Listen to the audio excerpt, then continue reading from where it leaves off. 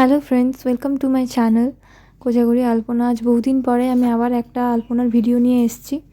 আজকে আমি যে ভিডিওটা বানাবো সেটি ভীষণ সোজা।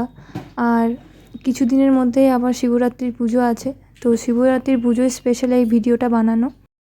প্রথমেই আমি একটা ফুল আঁকবো, তারপর ফুলের যে 4টি পাপড়ি আমি আঁকবো সেই 4টি পাপড়ি আমি ভরাট করে দেব। এই আলপনাটা একদম বিগিনার লেভেলের, এটা যে কেউ কিন্তু খুব সহজেই আঁকতে পারবে। এরপর পাপড়ি বরাবর 4টে আউটলাইন আমি এঁকে নেব।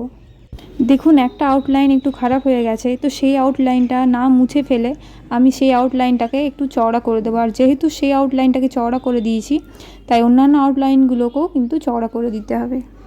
এরপর 2 সাইডে 2টো লাইন আমি টেনে নেব। এরপর 2 দিকে 2টো কলকে এঁকে নেব।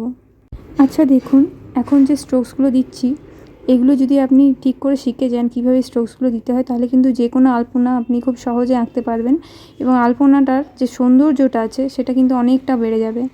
আমি দেখুন কতগুলো পাতা আঁকলাম, আর এই পাতাগুলো আঁকা ভীষণই সোজা।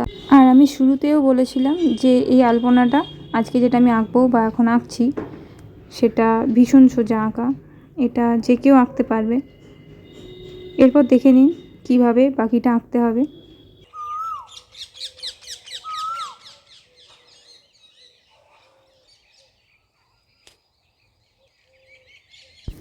একবার স্ট্রোকস দেওয়ার পরে প্রয়োজনে আমি আরও একবার স্ট্রোকস দিয়ে নিচ্ছি।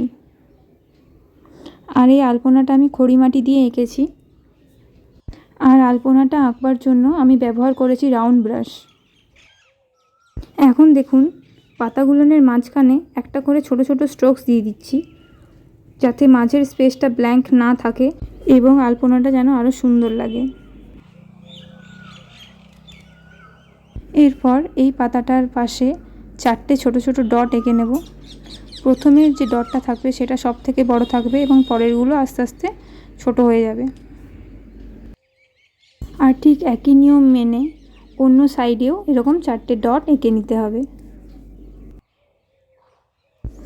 ডটগুলো আঁকা হয়ে যাওয়ার পরে আপনি দেখতে পাবেন এই যে কলকেটা ছিল, কলকেটার নিচের অংশটা খালি ছিল, সেখানে আমি আরও কতগুলো পাতা এঁকে দিলাম। আর ফুলের নিচের সাইডে এই 4টে লাইন এঁকেছি। আপনাদের যদি আমার ভিডিও ভালো লাগে, আমার কাজ ভালো লাগে, আপনারা যদি আমার এখান থেকে দেখে আলপনা শিখতে পারছেন, তাহলে প্লিজ আমার চ্যানেলটা সাবস্ক্রাইব করে দেবেন। ফুলটার উপরের সাইডে দেখুন পুরো থিম মেনে আমি 3টে পাতা এঁকে দিয়েছি। আমি চাইলে ওই নিচের মতো 4টে লাইন ওপরে আঁকতে পারতাম, কিন্তু আমি সেটা আঁকিনি। আমি এঁকে দেখেছিলাম, দেখতে ভালো লাগছিল না, তাই আমি এর জায়গাতে 3টে পাতা এঁকে দিয়েছি। শিবরাত্রি মানে বেলপাতা, আকন্দ ফুল, আর সেই থিম মেনে এই আলপনাটা আঁকা। যদি আপনাদের আমার কাজ ভালো লেগেছে, যদি আপনাদের এই ভিডিওটা ভালো লেগেছে, তাহলে আমার ভিডিওটাতে একটা লাইক করে দেবেন আর আমার চ্যানেলটা সাবস্ক্রাইব করে নেবেন। আপনাদের সকলকে শিবরাত্রির আগাম শুভেচ্ছা এবং ভালোবাসা। ধন্যবাদ।